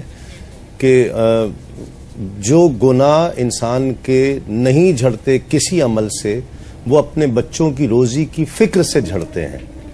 جی ہاں، یہ گھر والوں کی طرف سے پہنچنے والی تکالیف جو ہیں یہ گناہوں کا کفارہ بنتی ہیں، یہ مضامین حدیث یہ ہے، موجود ہے ایسی۔ کسی کی راہ سے پتھر ہٹا دیں وہ بھی عبادت ہے؟ جی بالکل، ابھی اس سے پہلے بھی علامہ صاحب نے اور مفتی صاحب نے اس حوالے سے ذکر کیا کہ نیکیوں کے کئی درجات ہیں اور ان کی کئی ورائٹیز ہیں، ان میں سے ایک یہ ہے۔ اسی طرح اپنے مسلمان بھائی کو دیکھ کر مسکرانا، اپنی والدہ کو دیکھ کر مسکرانا، ان کے پاؤں کو بوسہ دینا جنت میں لے جانے کا سبب بنتا ہے، اور اسی طرح بے شمار یعنی اس کی کیٹیگریز ہیں، کلاسیفیکیشنز ہیں۔ اچھا، اس حوالے سے اس سے پہلے بھی ایک گفتگو ہوئی بندگی کے حوالے سے، تو اور یہ سوال اٹھایا گیا کہ کیا نماز زیادہ بندگی کے قریب لے کے جاتی ہے یا آپ کے حقوق العباد؟ جو بنیادی بات ہے جو کہ ہمیں سمجھنی چاہیے وہ یہ ہے کہ بنیادی طور پر آپ کا تعلق تو اللہ رب العزت سے ہے، اس تعلق کے بنا پر حقوق العباد آپ بناتے ہیں۔ مثال کے طور پر اولاد نکاح کا وجہ سے ہے، نکاح اللہ رب العزت کے نام سے ہے، آپ کا خود وجود ایک خاندان کا ایک ہی ریپریزنٹیشن ہوتی ہے، وہ بھی بنیادی طور پر اللہ رب العزت کے نام سے بنایا جاتا ہے۔ الغرض یہ کہ دنیا کے اندر جتنے تانے بانے اور معاشرہ بنتا ہے وہ تو اللہ رب العزت کی وجہ سے ہے، لہٰذا وہ کبھی بھی اللہ رب العزت کے حکم کو یعنی جسے آپ یہ کہیں کہ انکار کر کے یا اگنور کر کے نہیں بنانے چاہیے۔ لہٰذا جو پرائمری موٹر ہے وہ تو ہے اللہ رب العزت کا حکم، اس کے سامنے سر تسلیم خم کرنا، اس کے بعد پھر جو آپ کنیکشنز بناتے ہیں ان کو آپ کو آگے لے کے جانا چاہیے۔ ایک کالر بھی ہیں، السلام علیکم۔ السلام علیکم۔ وعلیکم السلام، تسلیم بھائی جی، کون اور کہاں سے؟ اللہ کا کرم، آپ کی دعائیں۔ سب سے پہلے تسلیم بھائی آپ کو بہت بہت رمضان کی مبارک ہو۔ آپ کو بھی مبارک، خیر مبارک، اور مفتیان اعظام کو بھی بہت بہت مبارک ہو، اور خاص کر کے بہت ہی پیارا پڑھنے والے سید یوسف رضا میمن صاحب کو۔ جی، کون صاحب کہاں سے بات؟ سر میں حافظ زوہے بات کر رہا ہوں کلر سعیدہ سے۔ کلر سعیدہ سے، جی جی۔ تسلیم بھائی میرا کوشچن یہ ہے، یہ ذرا یوسف بھائی کی ایک بات سن لیجئے گا، پھر میں آپ سے۔ بڑی مہربانی بھیا، آپ نے نام میرا محمد یوسف میمن ہی کہنا تھا، آپ نے سید کا یہ اضافت کی، میں سید نہیں ہوں، سیدوں کی غلامی ہے، بڑی مہربانی۔ جی جی، آپ سوری جی۔ تسلیم بھائی میرا کوشچن یہ ہے، بعض لوگ یہ ہم رات کو تراویح پڑھتے ہیں تو 8 پڑھ کے نکل جاتے ہیں، اور مجھے یہ جو ہے ایک بتا دیں اس کی وجہ سے۔ ٹھیک ہے، آپ کو بتاتے ہیں، ایک مختصر سا وقفہ، وقت لوٹتے ہیں اس یقین کے ساتھ آپ کہیں نہیں جائیں گے۔ تہذیب و ثقافت، عبادت و ریاضت، زہد و تقوی، رب کے حضور التجا، شب بیداری، روزے داری، سحر و افطار، بکثرت استغفار، صدقات و خیرات، رحمتوں کی برساں، معصوم سی خوشی، بھرپور زندگی، یہ ہے آن مسلمان شان رمضان کا آپ مونچھوں کو ترشوایا کرتے تھے اور داڑھی کو بڑھایا. آقا علیہ الصلوۃ والسلام کا فرمان بھی ہے کہ مونچھیں ترشواؤ اور داڑھی بڑھاؤ. اور پھر جب مونچھیں بڑی ہو جائیں تو فرمایا گیا کہ یہ اس سے کھانے یا پینا مکروہ ہو جاتا ہے. ایک پورٹگیز سائنٹسٹ ہے, اگر میں پروناؤنس صحیح کر رہا ہوں اس کا نام کیول فادر اس کا نام ہے. اس کی تحقیق ہے, اس نے تحقیق کی ہے کہ انسانی ہونٹ جو ہے وہ انسان کے حساس چیزیں ہیں, حساس عضو ہیں کہ ان سے انسانی جسم کا تعلق ہے. اور پھر اس میں ایسے حساس گلینڈز پائے جاتے ہیں کہ جن کا تعلق بالواسطہ دماغ کے ساتھ ہوتا ہے. اور وہ کہتا ہے اپنی تحقیق میں کہ اس میں ایسے خاص طور پر جو اوپر والا ہونٹ ہے وہ اس قدر نازک ہے کہ اس پر پانی لگنا چاہیے اور ہوا لگنی چاہیے. اگر اس پر پانی اور ہوا نہیں لگے گی تو یہ دماغ کو صحیح اس کا تعلق, اس کا ربط اس طرح سے نہیں رہ پائے گا جس طرح رہنا چاہیے. اور بیرونی اثرات اور پانی اس کے لیے بہت ضروری ہے. جبکہ اگر مونچھیں بڑی ہوں گی, اس طرح کے اوپر کے ہونٹ کو ڈھک لیں گی تو نہ پانی لگے گا نہ ہوا لگے گی. اس طرح وہ بیرونی ہوائی اثرات سے بھی محروم ہو جائے گا اور پانی کے لگنے سے بھی محروم ہو جائے گا. اور اگر جو اوپر والے ہونٹ میں خاص طور پر جو گلینڈز پائے جاتے ہیں اور حساسیت پائی جاتی ہے, اگر اس کو پانی یا ہوا نہ لگے تو اس سے دائمی نزلہ ہو سکتا ہے, مسوڑوں کا ورم ہو سکتا ہے اور اعصابی کھچاؤ پیدا ہو سکتا ہے. یہ ایک غیر مسلم سائنٹسٹ ہے, پرتگال کا رہنے والا ایک سائنٹسٹ ہے جو یہ بات اپنی ریسرچ میں بتا رہا ہے. میرے آقا نے یہ بات ہمیں آج سے 1400 سال کم و بیش پہلے بتا دی تھی. کیا بات ہے سرکار دو عالم صلی اللہ علیہ وآلہ وسلم کی کہ پھیلائے ہوئے گوشائے دامان تجسس, پھیلائے ہوئے گوشائے دامان تجسس سائنس محمد کا پتہ پوچھ رہی ہے. ناظرین کرام, آج کا جو تصور, بندگی کا تصور جو ٹاپک ہم نے رکھا اور کوشش کی کہ اس پر گفتگو کی جائے, اب میں ان اولیاء کرام کا ذکر کرنا چاہتا ہوں تاکہ اس موضوع میں ایک حلاوت آ جائے. ان اولیاء کرام کا ذکر کرنا چاہتا ہوں کہ کس کس انداز سے وہ, کیا نشہ تھا, وہ کیا کیفیت تھی کہ وہ ہمہ وقت رب کی یاد میں رہتے تھے. لوگوں سے بھی ملتے ہیں تو رب کے لیے ملتے ہیں, اگر کسی سے ناراضگی کا اظہار کرتے ہیں تو وہ بھی رب کی وجہ سے کرتے ہیں. ایسا کیا نشہ تھا؟ جی ہاں, دیکھیں ان کا درجہ ولایت پہ فائز ہونا انہی امور کا ایک ظاہری نتیجہ قرار دیا جا سکتا ہے. حقیقی طور پہ تو ولایت وہبی شے ہے, اللہ تعالیٰ جس کو چاہتا ہے ولایت عطا فرماتا ہے. کوئی اپنے کسب سے, اپنی کوشش سے بغیر رضا الہی کی ولایت حاصل نہیں کر سکتا. لیکن اسباب ظاہریہ پر اگر نگاہ رکھی جائے تو وہی ہے جو تمام حضرت نے بھی ارشاد فرمایا, علامہ صاحب نے بھی ارشاد فرمایا کہ اللہ تعالیٰ اور اس کے رسول کی اطاعت, اور دونوں جہت سے جس چیز کے ارتکاب کو حکم میں ارتکاب کیا, جس سے اجتناب کو حکم میں اجتناب کیا. اور پھر ان کا ایک اضافی وصف یہ بھی ہوتا ہے کہ ایک تو ہوتا ہے حکم کی پیروی کرنا جس کو اطاعت کہا جاتا ہے, اور ایک ہوتا ہے کہ جہاں حکم نہیں ہے وہاں پر بھی چیز کو اختیار کرنا پسند ناپسند کا لحاظ کر کے, جس کو اتباع کہا جاتا ہے. تو وہ اطاعت اور اتباع کا کے جامع تھے جس کی بنا پر اللہ تعالیٰ نے ان کو یہ مقام عطا. میں آپ کی رائے بھی لینا چاہتا ہوں, پہلے ایک کالر شامل کر لیں. السلام علیکم. السلام علیکم. السلام علیکم. لائن میرا خیر ڈراپ ہو گئی یہ بھی. جی مفتی صاحب. بخاری و مسلم شریف میں جو حدیث شریف ہے حضرت ابو ہریرہ رضی اللہ تعالیٰ عنہ سے مروی ہے, قبلہ مفتی صاحب نے اسی کی تشریح فرما دی ہے. اور میں صرف عرض کروں گا کہ رسالت محمد صلی اللہ علیہ وسلم فرماتے ہیں کہ کسی شخص کے ولی بننے کے لیے جو اسباب ظاہراً ہوتے ہیں وہ اتباع سنت ہی ہے. فرائض اور نوافل کی پابندی ہی انسان کو ولایت کی طرف لاتی ہے.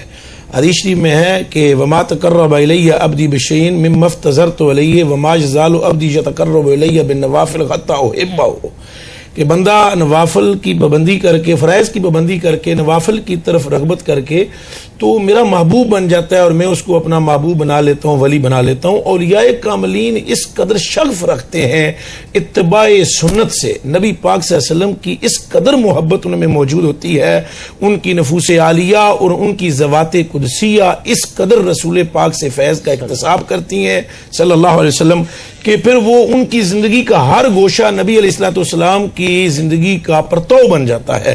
یہاں تک کہ دیکھیے کہ ایک مرتبہ عصر کی نماز کے وضو کے وقت حضرت عثمان غنی رضی اللہ تعالیٰ عنہ مسکرا پڑے ایک ساتھی کو دیکھ کر سر کا مسح کرتے ہوئے. تو کسی صاحب نے پوچھا کہ آپ مسکرائے ہیں کیوں، کیا بات ہے؟ تو آپ نے فرمایا بات کوئی بھی نہیں ہے، میں ایک مرتبہ سرکار دو عالم صلی اللہ علیہ وسلم کے ساتھ تھا تو آپ مسح فرمانے لگے عصر کی نماز کے لیے تو آپ مسکرا دیے تو میں آپ کی اتباع میں مسکرا رہا ہوں. سبحان اللہ. تو یہ ساری چیزیں ہیں جو انسان کو اللہ کے قریب کرتی ہیں یا ولی بناتی ہیں. اتباع مصطفیٰ صلی اللہ علیہ وسلم کا جذبہ ہی وہ چیز ہے جو انسان کو حق آشنا کرتا ہے. سبحان اللہ. ناظرین ایک مختصر سا وقفہ، وقفے کے بعد لوٹتے ہیں اس یقین کے ساتھ آپ کہیں نہیں جائیں گے.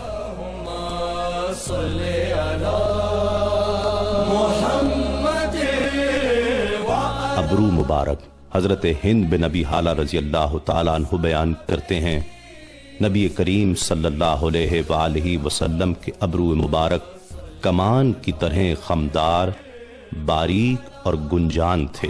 ابرو مبارک جدا جدا تھے اور دونوں ابروؤں کے درمیان ایک رگ تھی جو حالت غصہ میں ابھر آتی تھی.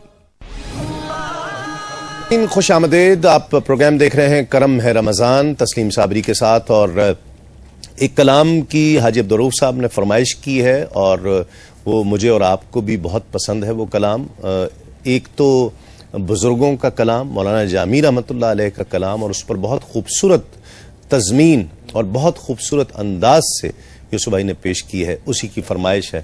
بسم اللہ. مولانا افسر صابری صاحب نے تضمین لکھی ہے مولانا جامی رحمۃ اللہ علیہ کے اشعار پر. کہتے ہیں کہ برا سب سے ہوں میں،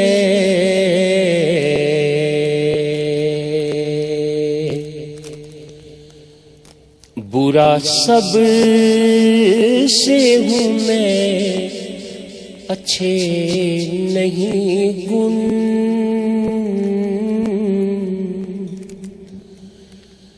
برا سب سے ہوں میں، اچھے نہیں گن،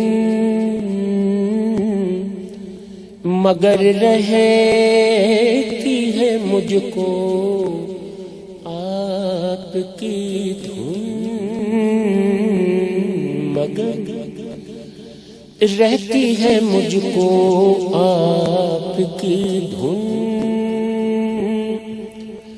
تیرے قربان جان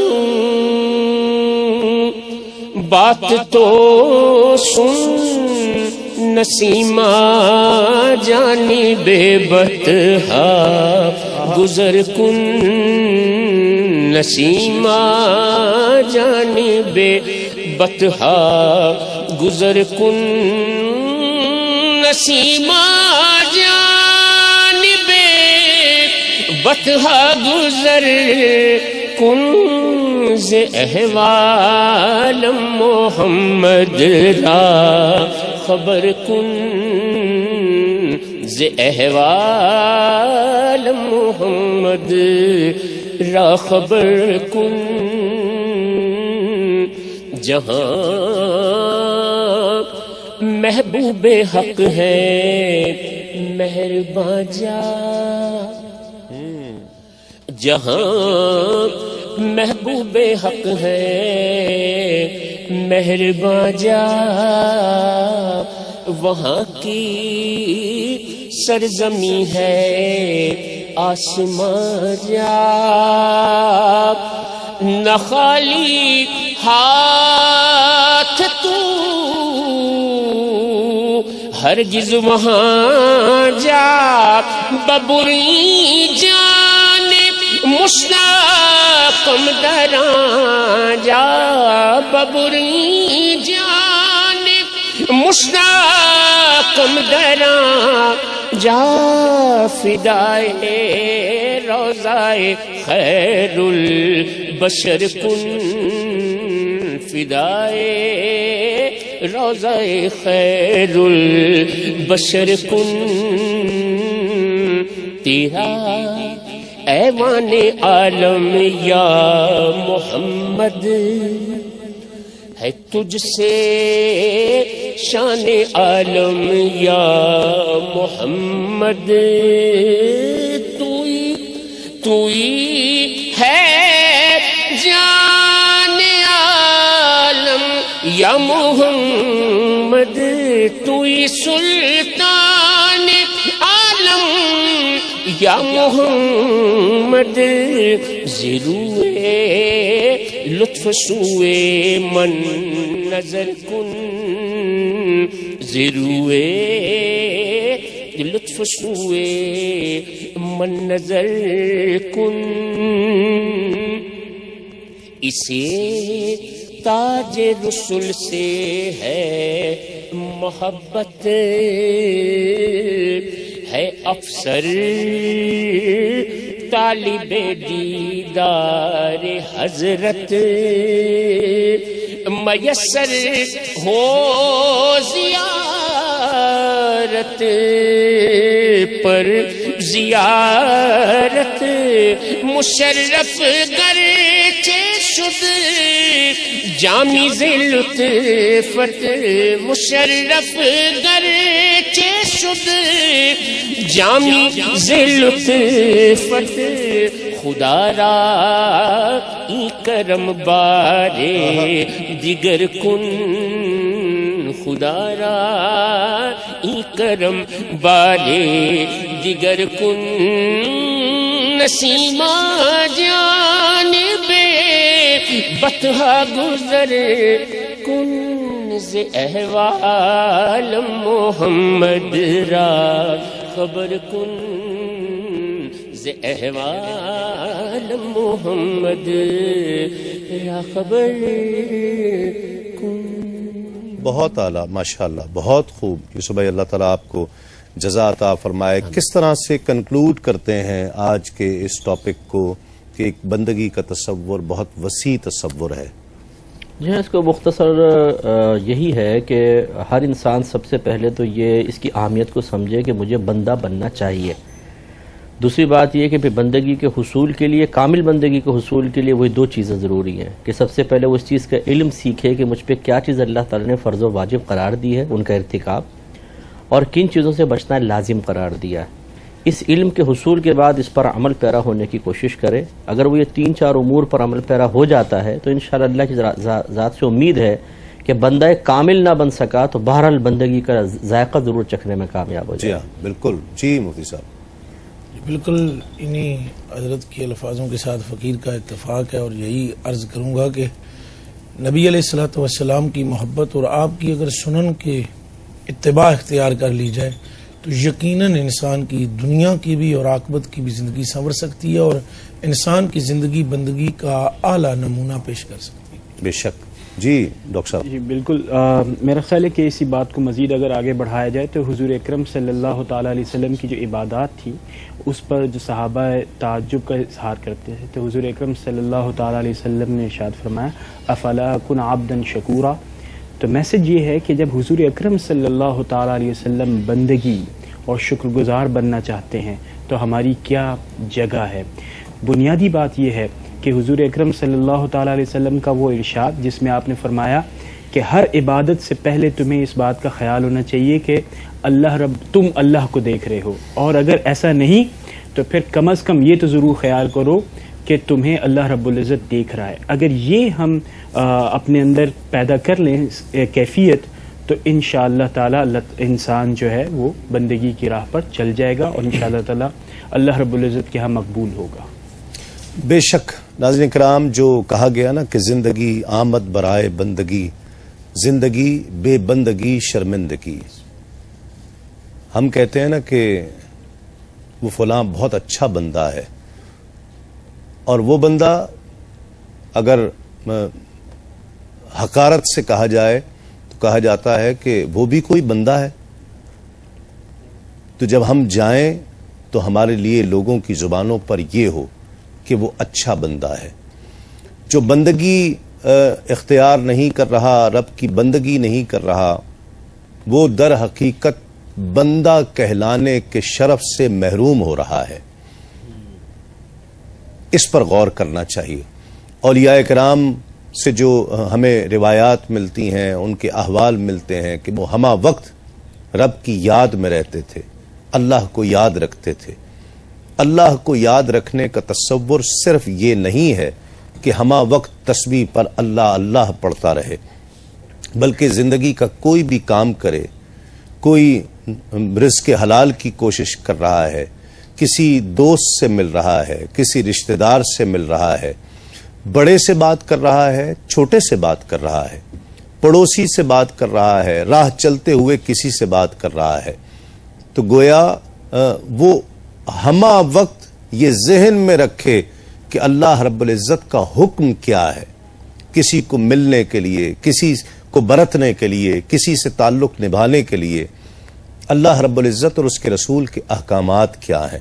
اگر یہ ہے تو وہ رب کی یاد میں ہے. وہ ہمہ وقت کسی سے محبت کرتا ہے تو اللہ کے لیے محبت کرتا ہے، کسی سے ناراض ہوتا ہے تو اللہ رب العزت کے لیے ناراض ہوتا ہے. یہی بندگی ہے. اور پھر نیکی کا تصور، عبادت کا تصور بہت وسیع ہے. اگر ہم کسی کو کھانا کھلاتے ہیں، رب نے فرمایا مجھے کھانا کھلایا. رب کو کون کھانا کھلا سکتا ہے؟ وہ ان چیزوں سے پاک ہے، وہ ان چیزوں سے ماورا ہے. لیکن کسی بندے کو کھانا کھلا دینا اس کی بارگاہ میں اتنا مقبول ہے، اتنا مقبول ہے کہ وہ فرماتا ہے کہ یہ مجھے کھانا کھلایا گیا ہے. تمام چیزوں کا اعتدال. اور ARYQ-TV کی کوشش ہمیشہ سے یہی رہی ہے کہ اسلام سے تشدد کو بھی ایک طرف کرتے ہوئے، اور وہ لوگ جو یہ کہتے ہیں کہ نماز روزہ کچھ نہیں ہے، بس ایک دوسرے سے تعلق نبھانا، لوگوں کو خوش رکھنا، جتنے دن دنیا میں آئے ہیں دنیا کے 4 دن اچھی طرح سے گزارے جائیں، بس یہی زندگی ہے، ہم کس لیے آئے ہیں، یہاں پر دنیا کو دنیا کی طرح گزارنے کے لیے آئے ہیں. ایک تصور یہ بھی ہے. دونوں کے درمیان اعتدال پیدا کرنا. جہاں رب کی عبادات کا، اس کی بندگی کا معاملہ ہو، جس کا رب کی بارگاہ سے حکم آیا ہے، نماز، روزہ، حج، زکوٰۃ، وہ اپنے آپ کو وہاں پر بھی رب کی بارگاہ میں سپرد کرے. اور جہاں لوگوں سے ملنے، لوگوں سے برتنے، حقوق العباد کا معاملہ آئے، وہاں پر بھی رب کی یاد پیش نظر رہنی چاہیے. ناظرین کرام، ایک مختصر سا وقفہ ہوگا. وقفے کے بعد ہم جب لوٹیں گے تو کراچی اور اس کے مضافات میں اذان فجر کا وقت ہوگا. دوسرا روزہ شروع ہو رہا ہے آج اہلیان کراچی کے لیے بھی. 4:16 آج انتہائے سحر کا وقت ہے. 4:16 سے پہلے کھانا پینا بند کر دیجئے، اس لیے کہ آپ خوشبخت ہیں کہ اس ماہ رمضان کو پایا اور آپ کا دوسرا روزہ شروع ہو رہا ہے. جب ہم لوٹیں گے تو اذان فجر ہوگی اور عالمی شہرت یافتہ ثنا خان الحاج سید فصیح الدین سہروردی اسی اسٹوڈیو سے لائیو اذان دیں گے. لوٹتے ہیں اس یقین کے ساتھ آپ کہیں نہیں جائیں گے.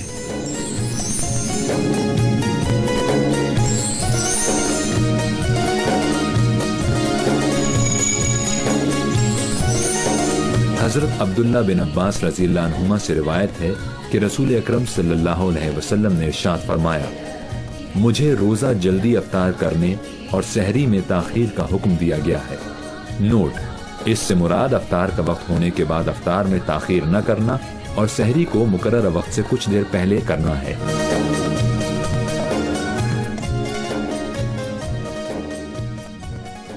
اب آپ سے آج شام کو ملاقات ہوگی. دوپہر 2 بجے خواتین کا پروگرام پیش کیا جائے گا، خصوصی اسپیشل پروگرام، اور اس کے بعد دوپہر 3 بجے بلکہ سپہر 3 بجے لاہور اسٹوڈیو سے انشاءاللہ ترتیل القرآن پروگرام پیش کیا جائے گا. اور پھر سپہر 4 بجے میری آپ سے ملاقات ہوگی. صوت القرآن پہلا پروگرام ہوگا کرم ہے رمضان میں، اور اس کے بعد علماء اور مفتیان کرام کی اور ثنا خانان رسول کی محفل سجے گی، اور انشاءاللہ موضوع ہوگا اللہ کی رحمت بہانہ ڈھونڈتی ہے. کل انشاءاللہ 3 رمضان المبارک ہے، اور 3 رمضان کو نسبت حاصل ہے حضرت بی بی فاطمۃ الزہرا رضی اللہ تعالی عنہا کی. انشاءاللہ اس حوالے سے کل گفتگو ہوگی، مناقب ہوں گی، اور جگر گوشہ رسول کی بارگاہ میں اظہار عقیدت اور محبت پیش کیا جائے گا. ملاقات ہوتی ہے آپ سے انشاءاللہ آج شام کو. اپنے میزبان تسلیم احمد صابری کو اس وقت تک کے لیے اجازت دیجیے. السلام علیکم. تسلیمات.